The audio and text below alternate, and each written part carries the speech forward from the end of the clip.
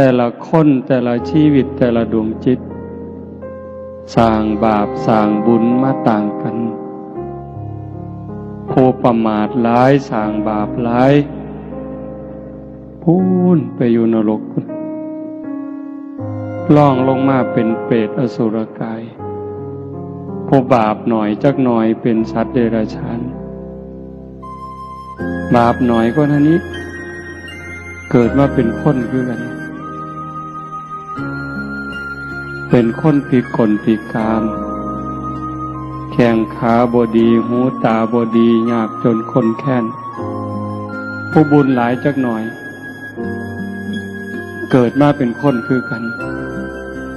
รูปร่างดีหน้าตาดีผิวพรรณดีฐานะดีสติปัญญาดีโรคภัยไข้เจ็บหน่อยอายุยืนผู้บุญหลายขึ้นไปเป็นพิเศษ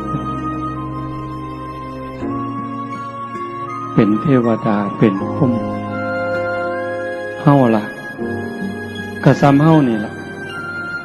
บุญหน่อยกะซ้ำนี่บุญหลายกะซ้ำนี่แต่ว่าก็โชคดีหลายบัดเกิดมาเป็นคนแล้วเกิดมาเป็นคนไทยได้พ่อพระพุทธศาสนา